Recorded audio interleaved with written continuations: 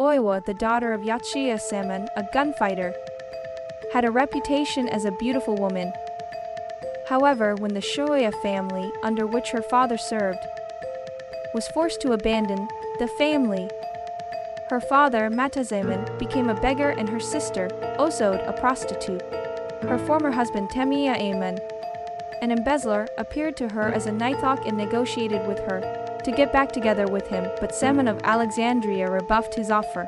On the other hand, Ono, a brothel owner, was in trouble when Nasuk, a former servant, made a pass at her, but she was rescued by her husband, Yamashiki. She plans to avenge her lord Shoya's death and changes her clothes with her comrades to hide her from the eyes of her enemies. However, Nasuk, who resented Yamashiki, killed his comrade in the dark. After killing him, he realized that he was a different person and proceeded to skin the dead man's face. Iemon, who ambushed and killed Samon, saw the whole thing and they teamed up to get Oiwa and Osode. Oiwa and Iemon get back together and have a son, but Oiwa has poor postnatal growth and tends to fall asleep, and Iemon is not fond of his wife. Iemon's servant, Kabutsu Koi, is also upset because he has stolen, and he locks her up in a small room. Kahi Ito, a neighbor of the Temaya family, has a granddaughter, Aum, who is infatuated with Iemon, and Kahi, who loves Aum dearly, plans to separate Oiwa and Iemon. Kahi, who dotes on Aum, plans to separate Oiwa and Iemon. He has a medicine delivered to Oiwa, but it is a poison and Oiwa's face is blanched. Disillusioned by the disfigured and changed Oiwa, Iemon absconds with his property and takes refuge with the Ito family.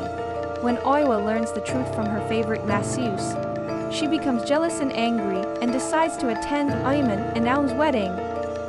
However, even as she prepares herself, her combed hair falls out, and when she can no longer stop vomiting blood, Oiwa dies. Iemon tied the bodies of Koi and Oiwa to the back and sides of a doorboard and floated them down the river. On the night of the celebration, Iemon slays Aum and Kai. He saw Aum as Oiwa and Kai as Koi. Iemon was so distraught by this situation that he fled, and was later targeted by Aum's mother, Oyumi. Iemon asked his mother, Okuma, for help, and Okuma put up a stupa of her son and falsely claimed that he was dead. Oyumi believes Okuma's play, but Iemon comes out behind her and pushes her into the moat, where she dies. However, she is unable to escape from the ghosts of Oiwa and Koi, and continues to be tormented by nightmares about the return of the Toita. Osode, who reluctantly started a family with Nasuk, learns of her sister's death and decides to take revenge on Iemon. She embraces Nasuk to gain his cooperation. But soon after, Yamashiki appears and the two love rivals begin to fight each other.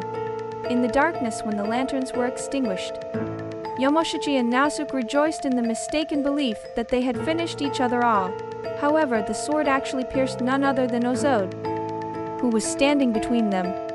Nasuk, who later reassembles on Osode's memento, learns that they are blood relatives and commits suicide. Iemon, driven into a corner by the loss of his accomplice, retreats to a hermitage on Snake Mountain, thanks to Okuma's advice. However, he is haunted nightly by the ghosts of Oiwa and Koi, and gradually becomes mentally ill.